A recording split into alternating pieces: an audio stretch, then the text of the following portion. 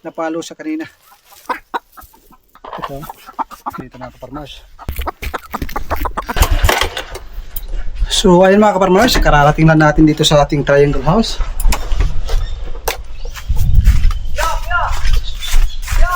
Yun. Doon si Brad sa mga alaga. Ano? Ano yung sinasabi nito magkapasok?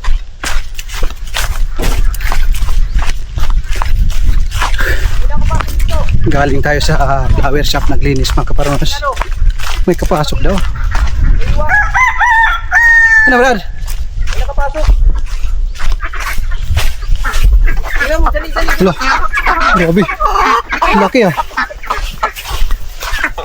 Mga kaparmers? Yun o. Yun yung sinasabi ko. May nakapasok. May darating na araw na lulusubin tayo ng bayawak. So ito na nga. Saan lumusot? Doon ata. Baka dyan ah. Kasi walang net. Oo nga. Dito. Dito banda. Grabe mga kaparmers. Laki oh. Wala bang nakain? Wala. Yung sisiyo na native na manok. Wala. Dito ko lang siya nakita. Pagpasok ko, yun. Bumuhat sa akin ang lizard na to. Baiwak. Pag hinahawakan mga kaparmers, namamaulo yung kanyang buntot.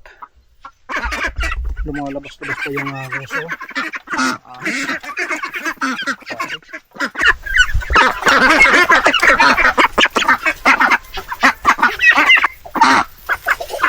Ang tanong Brad, kung kompleto ba yung ating Peking duck? Ay, Baka yung pinakamaliit yun ang tinira nito. wala naman. May bakas dapat na dugo. Hindi ba ito katulad ng sawa na Ay, nilolunok? hindi. Ito nilalapa no?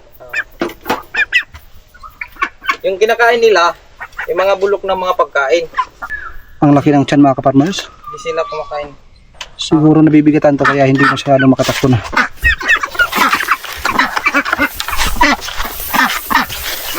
Ayan, oh. Kanina pa daw ito sabi ni Brad. So nahuli niya, hinayaan niya dito muna sa loob. Kasi wala siyang mahanap na pantali kanina. Kasi meron naman itong net kaya hindi masyado makalabas.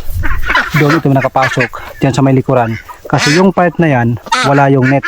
Pero dito sa kabila meron yung mga net mga kaparmers. Yung hunting niya siguro itong ating Peking duck marami, malalaki. Basta talaga masukal na lugar malapit sa ilog ay mayroong mga ganitong mga hayop.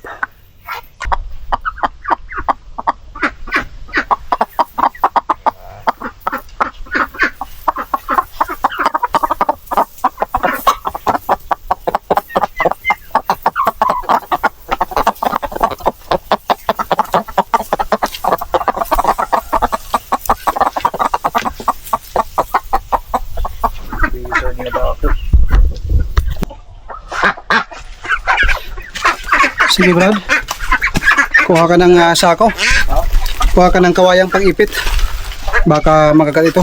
Ay, yan. Kung bahala.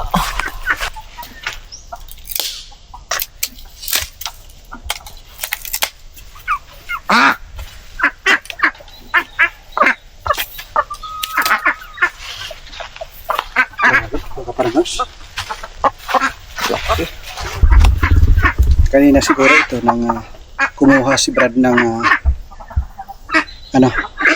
pagkain ng ating mga alaga. Iniwan niya muna dahil kumuha siya ng pagkain para sa hapon. Katapos niya magpakain ng umaga, ayun, iniwan niya muna. Pagdating niya daw dito, sumunod ako, nandito na sa loob. Kaya ang gagawin natin dito, ilalayo natin. Alam niyo mga kaparmers, yung mga kalululuhang ko, yung mga matatanda, talagang kinakain ho ito. Pero ngayon, bibihira na lang yung mga tao mga kumakain ito. Yung talagang mga nakatira sa bundok. Kanina, pinatay muna namin yung camera kasi napaka-agresibo.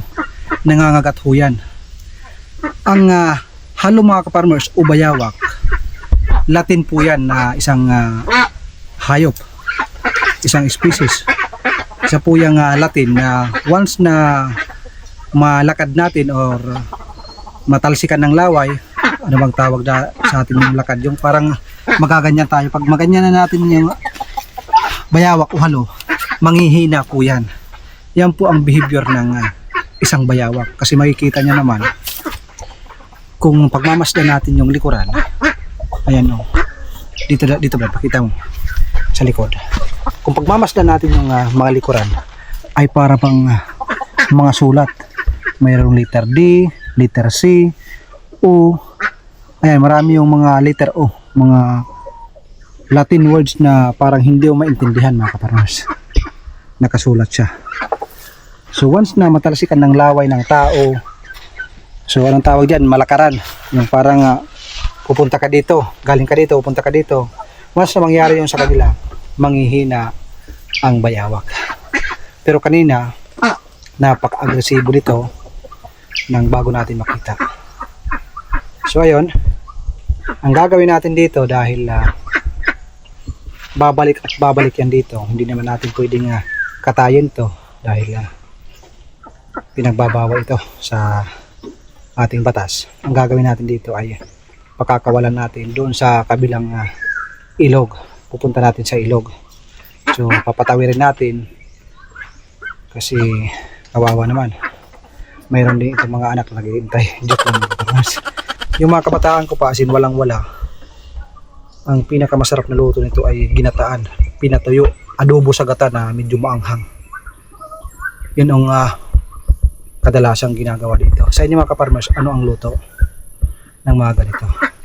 Pero sa ngayon, bibihira na lang yung mga kumakatay nito. Yung mga nasa syudad, mga nasa poblasyon, hindi na.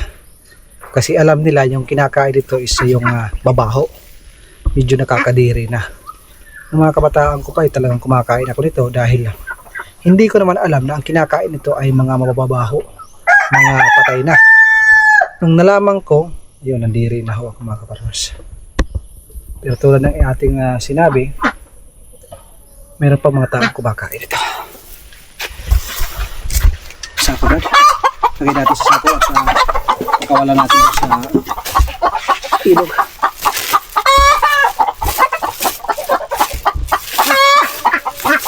Si Brad kanina napalo, diniinan niya yung ulo, hindi niya alam na yung buntot namamalo yun, napalo sa kanina. Pakawalan natin sa ilog para doon lumakas yung mga ito na ating mga alaga mga kaparmers. Dito meron dyan, tingin niya ito, meron ito, meron ito, meron dito mga kaparmers. Doon siya pumunta sa mga alagang Peking duck. Siguro yung amoy ng mga ipot ng Peking duck, mas maamoy yun para sa kanya. Para sa kanya, mas magandang amoy yun para maging pagkain. Kaya doon siya banda pumasok. So ang gagawin natin dito ay pupunta tayo sa gilid ng ilog para pumunta doon sa kabila dahil napakasukal at maraming malalaking kahoy doon.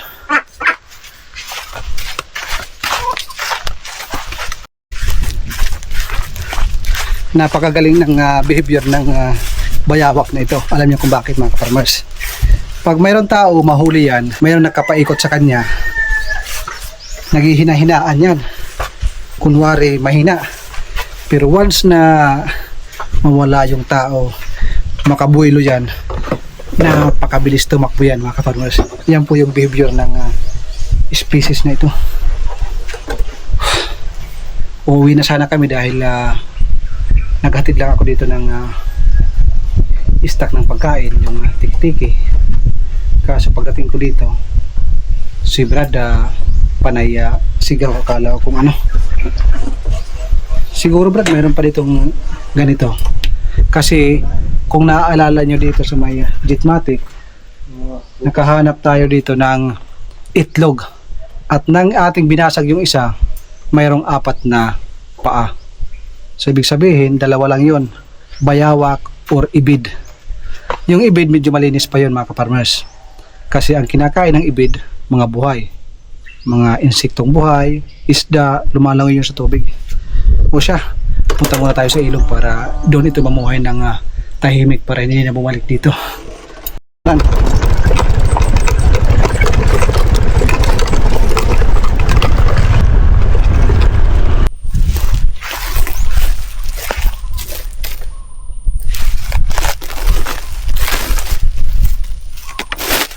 Tawagan natin sa ilog. Malayo na yan. Grabe. Napakaganda ng mundo. Ipapasyal ko kayo dito sa mga alaga nating nakitang baka. Dami oh.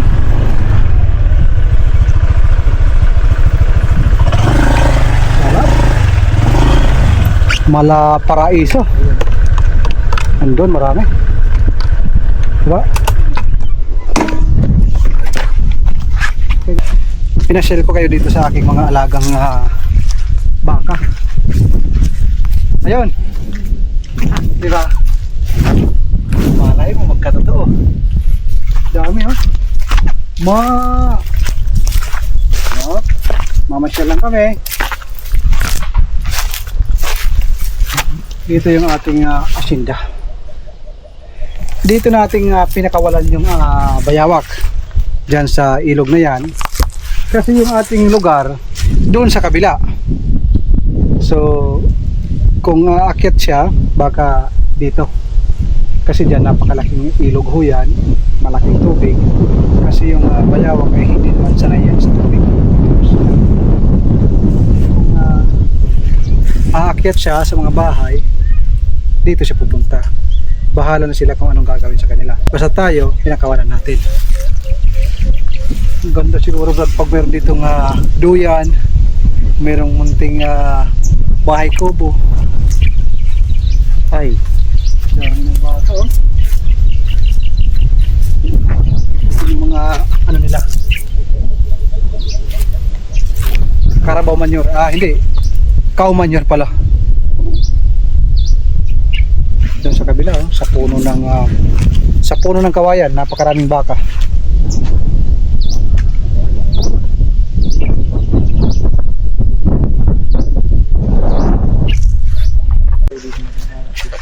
Napadaan kami dito mga kaparmers sa gilid ng kalsada. Nandun yung kalsada. Napakarami ng kanilang nyog. Oh. Magkano isa ngayon? 9 pesos ang bawat isa mga kaparmers. Dito sa amin kadalasan hindi na nagkukupras. Sa unang panahon kinukupras. Pero ngayon direct nang ibinibenta. Tag 9 yung isang piraso. Pero na yung kabugos? Mga pera na kabugos? Adto na ginakot na tiba, mga panalay dito, mga milyon na lang. Adto, mga upod man, adto, pera man? 2,000? 1,200 times 9 pera na mga kaparmers. Marami-rami na rin. Si Sirang may-ari nagpaalam ko ako, sabi ko punta tayo dito. Kaya masarap talaga pag mayroon tayong mga tanim na nyug.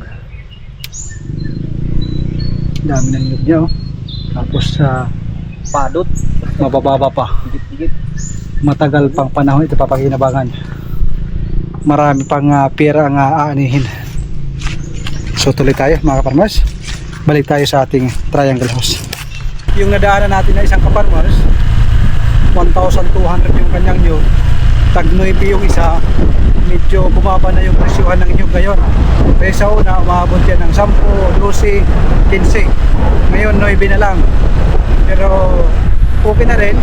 Kung ibibigyan niya ng 9 yung isa, nagkakahalaga yun ng 10,000 plus.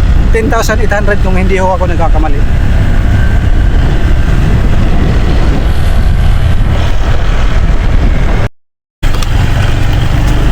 pagkatapos ng lunch break, balik ka agad dito sa ating farm. Nagpagasolina muna ako bago magpunta dito. Alis, alis.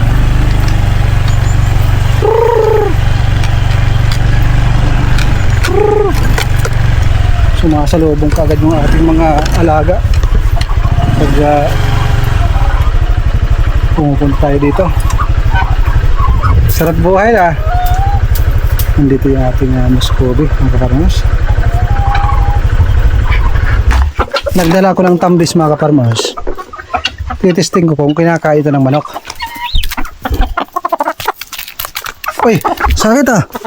Bakit tinukama ako? Ayos, mga kaparmers. Malakas silang kumain ng tambis. Napakarami din sa atin. Parang Christmas tree yung bunga. Nahuhulog lang lahat, mga kaparmers. Kaya kukunin natin yan at pwedeng ibigay sa ating mga alaga.